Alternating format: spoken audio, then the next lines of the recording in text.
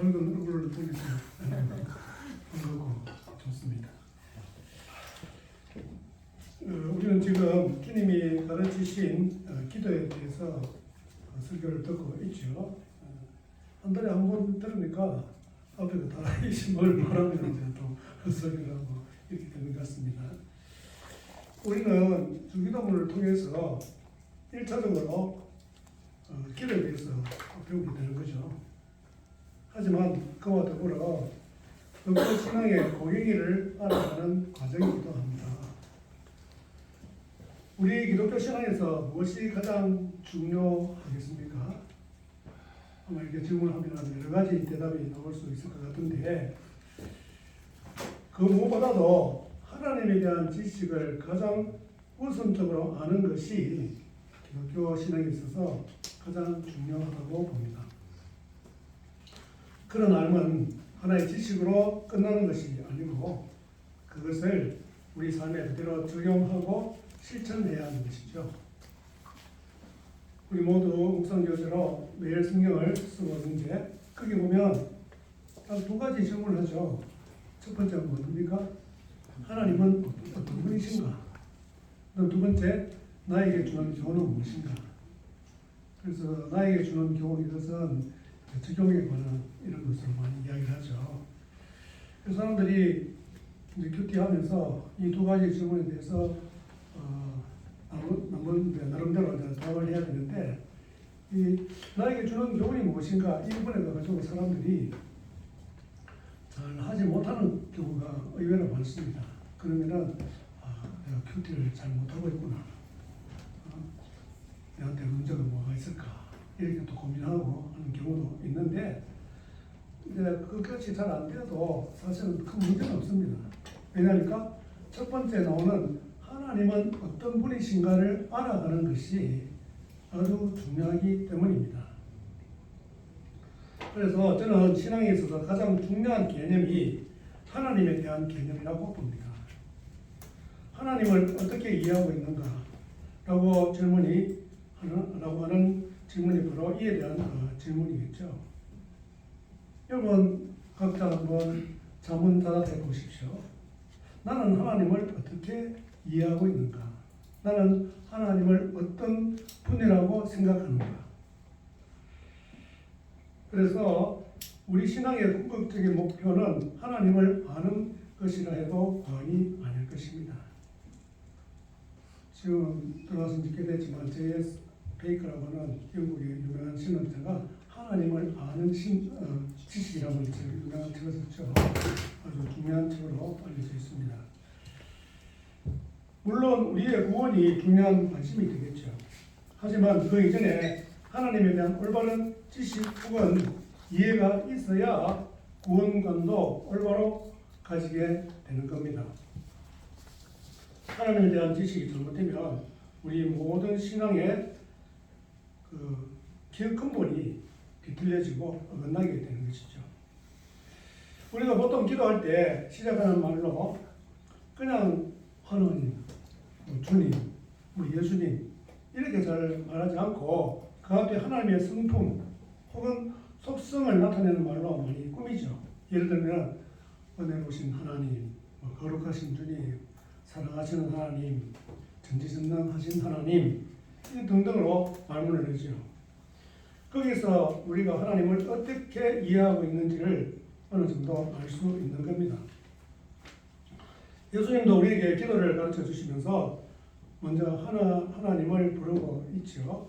그런데 하나님이라는 말은 나오지 않습니다. 그렇죠? 하늘에 계신 우리 아버지라고 예수님은 기도하라고 이야기합니다. 이 말의 의미가 무엇인지 아는 것이 우리에게는 참으로 중요하다는 겁니다. 지난 두 차례 걸쳐 설교하면서 아버지에 대해서, 다시 말해서 아빠에 대해서, 또 우리가 무엇을 의미하는가 하는 것을 중심으로 말씀을 드렸습니다.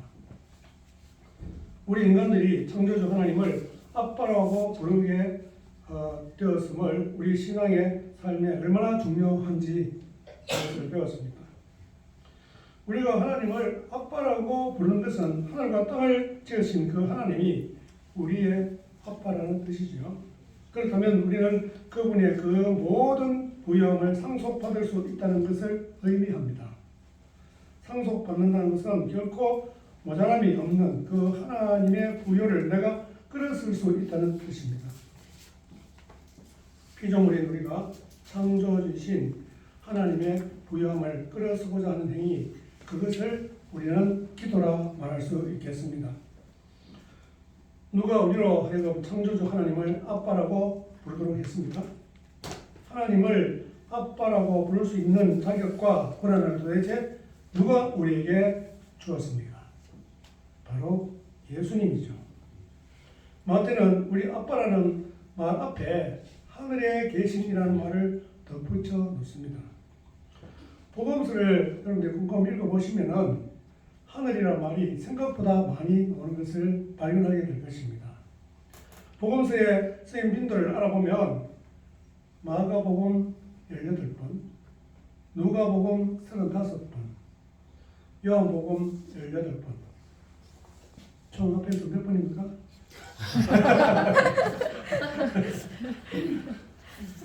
이런 번 나오고 있습니다.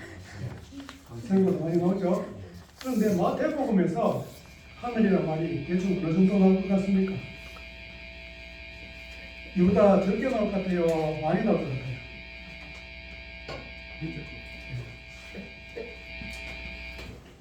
많이 나오고 있습니다. 어느 정도 많이 나오느냐? 11번 더 나옵니다. 그러면 총 몇 번 나오죠? 82번 나오고 있습니다. 그럼 그런 걸 좀 생각해 보셨습니까? 별로 그런 거 생각 안 해봤죠? 예. 다른 세 복음서에서 사용한 횟수가 합한 것보다 훨씬 많다는 거죠. 이것은 마태가 그만큼 하늘을 중요하게 생각했다는 말이라 하겠습니다. 특히 땅과 대입되는 개념으로 많이 쓰고 있습니다. 여기서 고대인들은 하늘에 대해서 어떻게 생각했을까 하는 질문을 던져봅니다. 지금은 농사 짓는 그 농부들 보면 옛날 사람들하고 달리 많은 걱정을 하지 않습니다. 왜 그렇습니까? 비가 나도 저수지에 물이 있고 댐에 물이 있으면 그걸 대가지고 쓰면 됩니다. 그런데 옛날에는 그런 시설 자체가 없었잖아요. 그러니까 이제 농사를 짓는다든지 목축업을 한다든지 뭐 그런 게 주된 이제 산업을 할 수 있는데 하늘에서 비가 오는 것이 너무너무 중요한 거예요. 가물면 비가 오도록 기후제를 지내는 것도 비가 오지 않으면 농사를 지을 수 없고 농사를 못 지으면 굶을 수밖에 없습니다. 오래 굶으면 죽습니다. 그러니까 참 너무너무 중요한 일입니다. 그래서 옛날 사람들이 생각할 때 가만 보니까 살아가는데 근원적으로 필요한 것들이 대부분 하늘에서 온다는 것을 경험으로 알게 된 것이죠. 뭐 햇빛이 없어도 우리는 못 삽니다. 그다음에 비, 바람, 뭐 이런 거 다 이게 농사에 필요하고 이런 것들이 없으면은 식물들 자체가 더 살아갈 수가 없게 되는 것입니다. 그러다 보니까 자연스럽게 하늘을 신성시하고 신적인 의미를 부여하게 된 것으로 보입니다. 우리가 신명을 뭐라 합니까? 우리는 하나님이라 하죠. 그것을 왜 그렇게 됐는가를 일단 한번 살펴보겠습니다. 우리나라에서 옛날에 하늘을 갖다가 우리는 지금 하늘을 하지만 하날 이랬습니다. 하날. 달에 아자 알죠? 점 찍는 거. 지금은 없어졌습니다. 그게 옛날에 그 아소리하고 지금 우리가 아하고는 분명히 차이가 있기 때문에 그런 기호를 만든 것이죠. 그런데 이제 세월이 지나면서 그 차이가 애매해지고 하니까 이제 없어지면서 이게 이제 하늘로 이렇게 바뀌었습니다. 그래서 하늘이 되었습니다. 그러니까 하늘에다가 존경하는 의미로 어떤 신적인 어떤 의미를 좀 생각해서 님자를 붙인 거예요. 그러면 하나님이 되잖아요. 그런데 그래가지고 이게 하나님이 된 겁니다. 그런데 우리 보통 이제 하나님, 우리나라 참 하나님 그 신명이 진짜 좋다. 왜냐니까 하나를 이야기하니까 그래서 하나의 님자를 붙여서 하나님이다. 이렇게 가르치는 사람들이 꽤 있습니다. 신학적인 의미를 부여한 것이죠. 그런데 제가 고등학교 때부터 공부를 잘하지는 못했지만은 아주 뚜렷한 이런 다 이제 기억이 나거든요. 숫자에는 님을 붙일 수가 없어요. 둘님, 셋님 이렇게 못합니다. 그런데 전체에는 님을 붙일 수 있어요. 해님, 달님, 별님 이렇게 하니까 하늘도 그 가운데 하나 속하니까 하늘님 이렇게 할 수 있단 말입니다. 그래서 하늘님, 하늘보다는 그래서 하느님으로 댓글에 바뀐 거죠. 우리가 그것을 알고 있는 목사님도 별로 없어요. 제가 주위에 보니까. 그래서 고등학교 때 제대로 좀 공부를 해야 됩니다.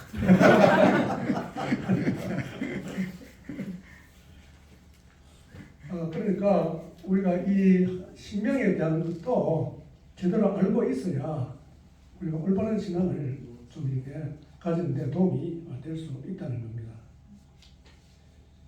그러면 우리 조상들이 하늘님, 그래서 이게 하느님. 그래서 저는 이제 하나님이 더 옳다고 생각하는데 가톨릭에서 그걸 쓰고 우리는 하나님 해가지고 옛날 그 공동 번역 성경을 만들었잖아요. 같이 번역해가지고. 근데 그 신명 때문에 교우 같이 못 썼어요. 그걸 전부 다 하느님으로 했기 때문에. 그런데 우리 개신교에서 나오는 책 가운데도 가끔 하나님으로 쓰고 있는 책들이 있습니다. 나름대로 의식을 가지고 그렇게 쓰는 거 같아요. 그러면은 이 여기에서 하늘님 했을 때는 그냥 우리가 보는 그런 하늘을 두고 이야기하는 것은 아니죠. 그렇잖아요. 우리 보통 하늘 하면 어떤 하늘 이야기합니까? 구름이 떠 있고 태양도 뜨고 달도 뜨고 그 다음에 새도 날고 또 비도 오고 이런 하늘을 창공이라고 할 수 있는데 그것을 영어로는 스카이. 서울대 고려대 그 생각이 아니고 스카이입니다. 스카이. 네. 그런데 영어에서는 하늘을 또 헤븐이라고도 합니다. 그런데 그 사람들은 사람이 죽으면 스카이 같다 이래 안 합니다. 헤븐에 같다 이래 합니다. 그것이 이제 천국에 대한 어떤 그런 개념으로 그래서 오늘 여기 마태가 이야기하는 그 하늘의 개념으로 이해하고 헤븐을 쓰는 겁니다. 그러면은 이제 왜 하늘을 그렇게 생각했을까? 하늘을 보면 어떻습니까? 어디 가나 다 있죠. 그죠? 땅 밑에 들어가지 않거나 어디 가나 다 있습니다. 그 다음에 상당히 높습니다. 어디가 끝인지 모릅니다. 그리고 아주 넓어요. 하늘을 보는데 이 수에 보는 사람이 있습니까? 전부 다 고개를 쉽게 들고 올려봐야 됩니다. 이런 것들을 종합해서 보니까 하나님이 계신 곳이라고 말하기에 가장 적합한 은유로 쓰기에 너무너무 좋은 거예요. 그래서 한 하나님은 하늘에 계신다. 혹은 그게 존재하는 그 신이 바로 하늘입니다. 그래서 우리나라는 하느님이라 이렇게 이제 쓰고 있는 거예요. 제가 오래전에 대학 시절에 읽었던 책 가운데 김승옥 작가라고 있습니다. 우진기획을 쓰고 그래서 그분이 좋은 작품들을 많이 쓰기 때문에 김승옥 문학작품상도 있습니다. 그분이 그 편인데 제가 어느 책에서 읽었는지 모르겠는데 요즘 찾아보니까 그 내가 만난 하나님이라고 하는 그런 책이 있더라고요. 거기에서 읽었는지 저는 기억은 안 나는데 저희가 그때 젊었을 때 이제 관절이 많이 안 좋아가지고 많이 고통하고 계시는데 뭐 그러기 위해서 하나님께 기도하고 했겠죠. 그런데 하루 자고 있는데 갑자기 누군가 그래서 자기 그 무릎에 뭔가 이렇게 만지고 하는 이런 느낌이 이제 들어가지고 눈을 탁 떠보니까 큰 손이 자기한테 쭉 내려가지고 그걸 만지는 거예요. 그래가지고 누구냐? 그러니까 뭐라고 소리가 나겠습니까? 하느님이다. 그걸 자기가 너무나 이게 이제 신비한 이제 경험이기도 하고 해가지고 그래가 우리가 생각하는 신비한 하나님이 아니고 하나님이 맞는 것 같다 하는데 그런 이야기가 나옵니다. 그런데 이제 그 뒤에 계속 쓰면서 우리가 통상 하나님을 쓰니까 하나님으로 쓰겠다 이렇게 해놓고 이제 글을 쓰고 있는데 제가 요즘 하도 허리가 좀 안 좋으니까 저도 그런 경험을 했으면 참 좋겠다 싶어요. 하나님 갑자기 나타나가지고 허리를 하나님 하고 하나님 나게 해주셨구나 이렇게 하면 얼마나 좋을까 그런데 생각해 봅니다. 그래서 우리 말에도 보면 이 한자말에도 보면 우리가 이제 지성이면 감천이다 이런 말 많이 쓰잖아요. 지성 지극한 정성이면 하늘이 뭡니까? 감동한다 이 말입니다. 지금 하늘에 뭐 아무도 없는데 그 감동한다 이게 무슨 말이에요? 하나님이 감동한다 이 말이죠. 그 신적인 어떤 그 존재로 그 이야기한다는 거예요.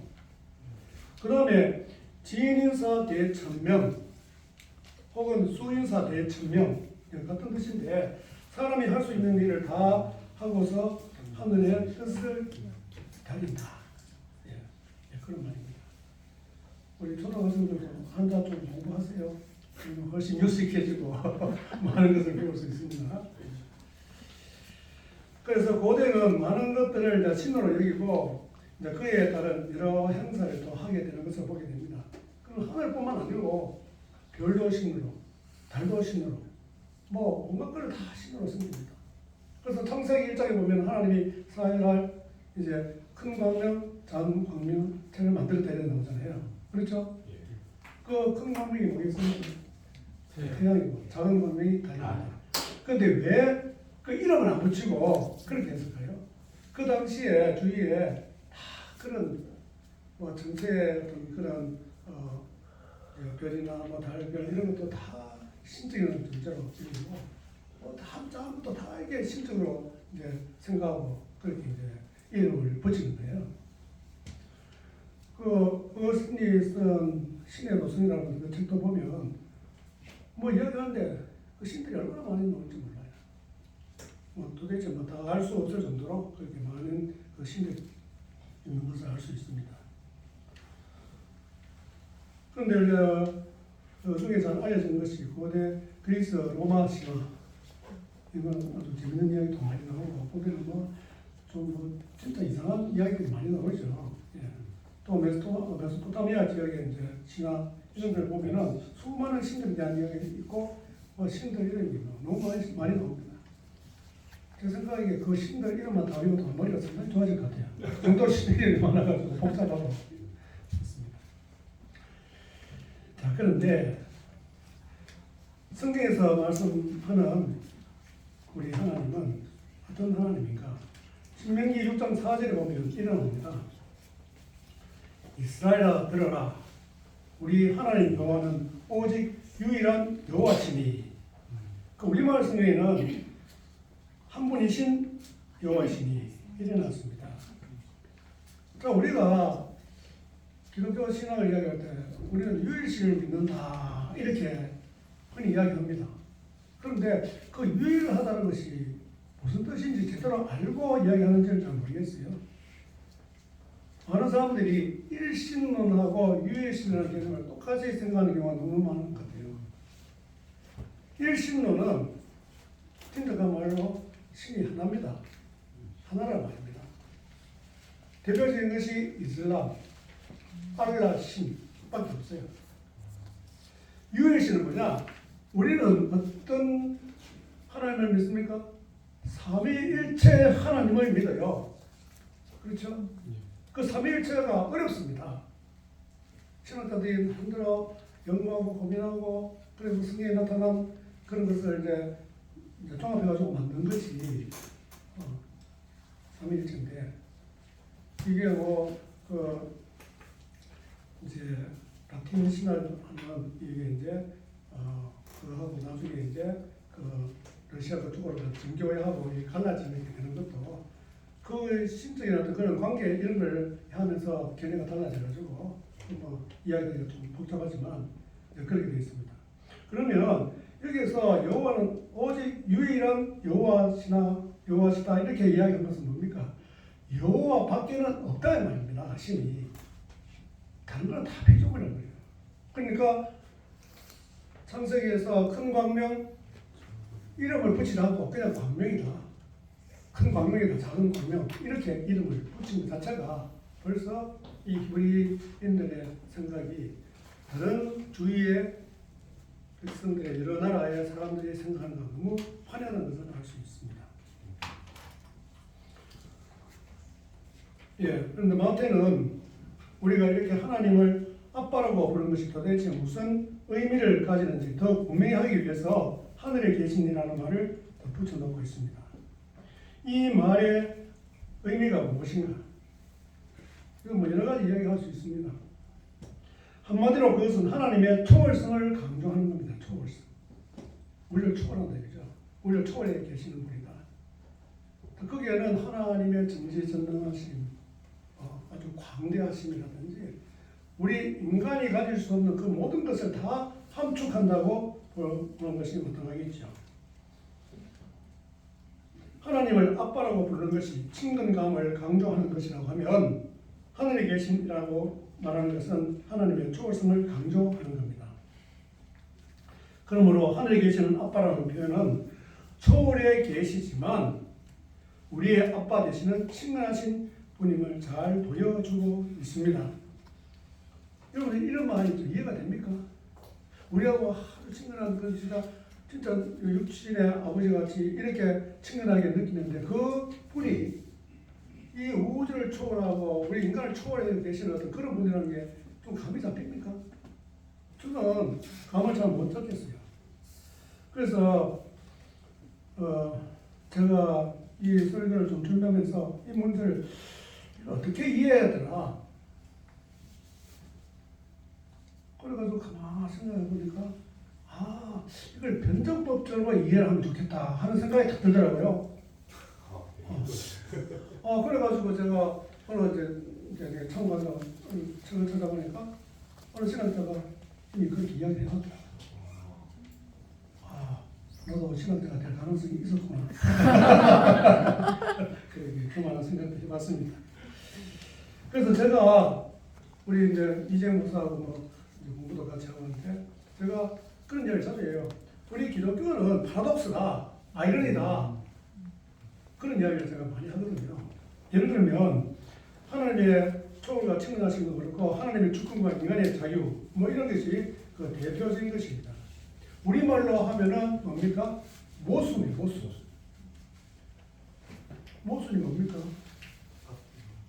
모순이 어디서 나오냐면 모는 창이란 말이고 수는 방패란 말이에요. 옛날 초가에 창하고 방패를 하는 상인이 있었는데 누가 가니까 이 창은 어떤 방패라도 뚫을 수 있는 창입니다. 그 다음에 방패를 살라니까 이 방패는 어떤 창이라도 막을 수 있는 방패입니다.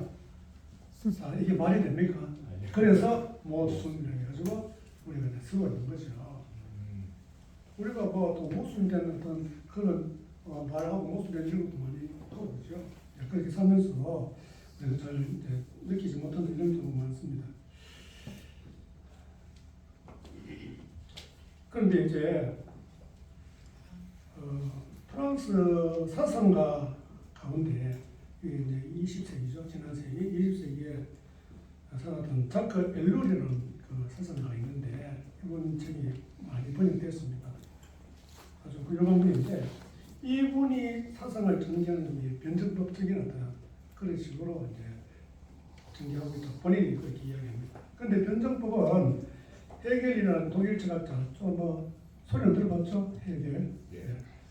18세기에서 19세기에 걸쳐 살았던 유명한 철학자죠. 그래서 그의 철학에서 말하는 중요한 개념인데 모순 또는 대립을 근본 원리로 해서 사물의 운동을 설명하는 그런 논리를 말합니다. 그래서 인식이나 사물에서 대정이 있고 거기에 대해서 반대되는 것이 반입니다. 그러면 이런 관계 속에서 나중에 뭐가 나오냐면 합쳐져가지고 합이 나온 거예요. 그래서 또 합의 하나에 나중에 이제 세월 지나면 이제 정이 돼요. 그러면 또 그에 반대되는 또 개념이나 이론이 나오면은 그게 반이 되는 거예요. 그러면 또 이게 세월이 흐르면서 하나의 또 합이 형성되는 거예요. 그 합이 1, 2, 3 이렇게 계속해서 나오겠죠. 그래서 저는 이 설교를 준비하면서 그것을 딱 깨달으면서 그렇지. 우리가 신앙이 자라려면은 그런 과정이 있어야지. 내가 하나의 이것만 기치기도 하고 생각했는데 보니까 정반대의 어떤 이야기를 해. 이건 아닌데 싶은데 가만히 보니까 그것도 일리가 있어. 그러면 그걸 같이 생각하다 보면 그러면 또 제3의 어떤 뭔가를 또 생각할 수 있게 되고 그러다 보면 우리의 신앙이 더욱 풍성해지고 더 깊어지게 되지 않겠나 그런 생각을 해보게 되었습니다. 초월감과 친근감 이 두 가지는 똑같이 매우 필요하고 아주 중요합니다. 예수님은 하나님 나라의 복음을 선포하시면서 이 두 가지, 다시 말해서 하나님의 친근하심과 초월 양쪽 다 강조하고 있습니다. 예를 들어서 하나님 나라가 이미 왔습니다. 그런데 또 하나님 나라는 온다고 이야기합니다. 그런 게 바로 파라독스예요. 모습. 그런데 신앙의 세계 안에서 그게 가능하다는 거죠. 어떻게 생각하면은 하나님의 나라는 우리의 그 시공간, 시간과 우리는 3차원 세계에 살고 있잖아요. 선, 면, 그 다음에 부피. 3차원 세계에 살고 있기 때문에 하나님은 어떤 차원 속에 계신지 우리는 아무도 모릅니다.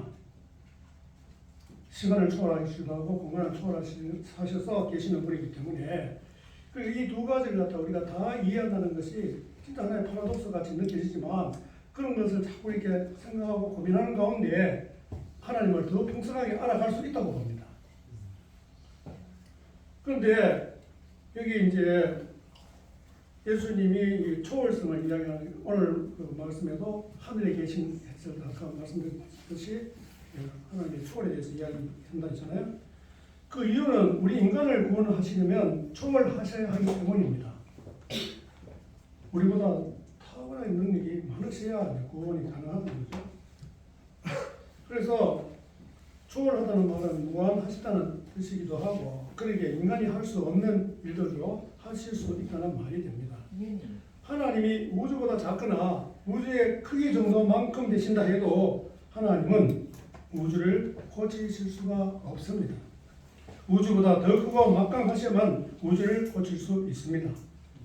이것이 바로 하나님의 초월을 이야기하는 거예요.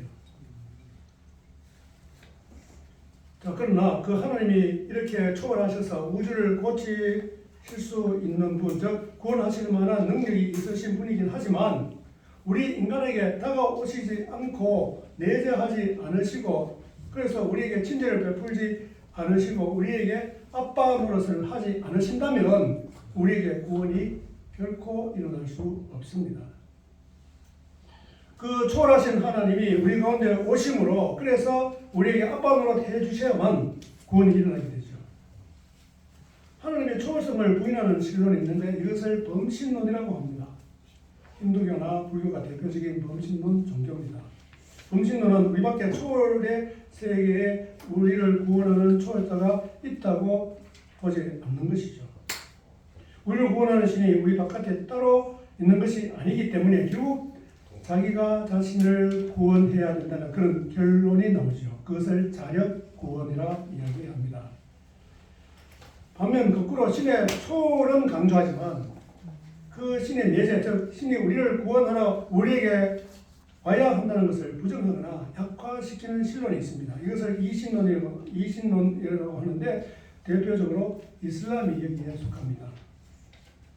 이슬람 신학에 의하면 우리 인간을 구원할 수 있는 신이 존재하기는 합니다.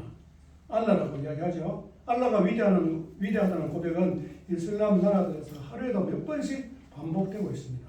우리는 뭐 그렇게 하지도 않잖아요. 여기서 선포되는 기도의 부름의 첫 마디가 알라는 위대하다는 뜻입니다. 그러나 그 알라는 하늘 저 멀리 홀로 앉아 있을 뿐이지 결코 세상에 오지 않습니다. 초월의 신을 인정하지만 이 이신론 속에서도 구원은 결국 스스로 노력해서 구원을 얻고자 하는 자력 구원론입니다. 그래서 숙명론에 빠지든지 메카를 순례하고 금욕을 하고 라마단 금식을 하며 하루 5번씩 기도를 하고 동량을 많이 주어서 적선을 많이 해야 한다고 가르치고 있죠. 참 불쌍한 인생들이라 생각하지 않을 수 없습니다. 그러나 기독교는 그렇지 않습니다. 하나님은 하늘에 계시는 분으로 초월하신 분이시지만 우리에게 오셔서 우리의 아빠 노릇을 해주시는 분이십니다. 초월과 내재, 거리감과 친근감의 양면이 적절히 강조되는 변적법적으로 이해할 수 있는 하나님을 성경은 잘 보여주고 있습니다. 결국 이렇게 할 수 있었던 것은 예수님이 고난받으시고 십자가에 돌아가셨기 때문이라는 것을 우리는 너무나 잘 알고 있습니다. 간단하게 말해서 예수님은 하늘과 땅을 연결하신 분이라 하겠습니다. 히브리서 기자는 이렇게 말하고 있습니다. 4장 14절에서 16절 말씀입니다. 그러므로 우리에게 큰 대제사장이 계시니 성천하시니 곧 하늘의 하나님 예수시라. 우리가 믿는 도리를 굳게 잡을지어다. 우리에게 있는 대제사장은 우리의 연약함을 동정하지 못하실 이가 아니요 모든 일에 우리와 똑같이 시험을 받으신 이로되 죄는 없으십니다. 그러므로 우리는 긍휼하심을 받고 때를 따라 돕는 은혜를 얻기 위하여 은혜의 보호자 앞에 담대히 나아갈 것이니라. 자, 그러나 한편으로 예수님으로 말미암아 하나님을 아버지라 부르게 되었지만 또한 거룩하신 분으로 하늘에 계시는 분이시라는 말을 잊지 않아야 합니다. 여기 하늘에 계신다니까 자꾸 아까 이야기한 창공을 생각하시면 어때요? 초월에 계시고 무한하시고 이런 것을 생각이 됩니다. 그러기에 전도서에서는 이렇게 우리에게 말씀하고 있습니다. 전도서 5장 2절입니다. 너는 하나님 앞에서 함부로 입을 열지 말며 급한 마음으로 말을 내지 말라. 하나님은 하늘에 계시고 너는 땅에 있음이니라. 그런즉 마땅히 말을 절게 할 것이니라. 하늘에 계시니라는 말로 기도할 때뿐만 아니라 그런 말을 하지 않더라도 우리는 누구 앞에서 기도하는지 늘 명심해야 합니다. 세상의 권세와 권력을 가진 자나 어떤 권위를 가진 자 앞에 갈 때 아무렇게나 가는 사람은 없습니다. 애모에서부터 마음가짐의 일까지 신경 쓰고 조심하는 게 당연합니다.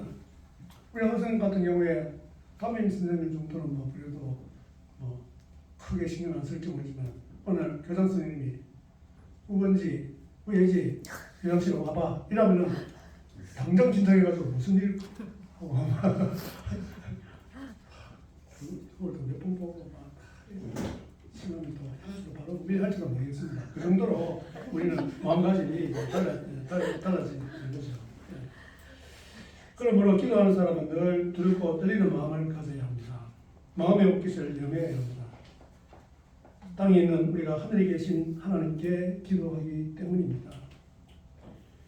이처럼 두려움과 떨림의 요소만 있는 것이 아니죠. 하늘에 계신이란 말은 하늘의 하나님은 다른 신들과 구별되고 능력이 많으신 분이시라는 뜻이기도 합니다.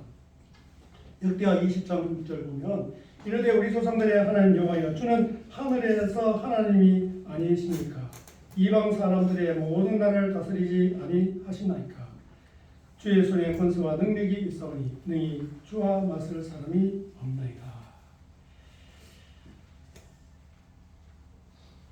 요즘 기독교를 생각해보면 그 본래의 모습을 잘 드러내지 못하고 기독교가 많이 경박해진 듯한 모습을 보이지 않나는 생각이 듭니다. 그래서 어떤 사람들은 하나님을 믿고 싶은데 그런 점이 마음에 들지 않아 가톨릭 교회로 가는 경우를 보게 됩니다. 너무 안타깝죠. 이해할 수 있는 여지가 충분히 있습니다. 하지만 우리는 겉으로 엄숙하고 경건한 모습이 아니라 우리 마음 중심에서 우러나오는 하나님에 대해서 늘 두렵고 떨리는 마음을 가질 필요가 있습니다.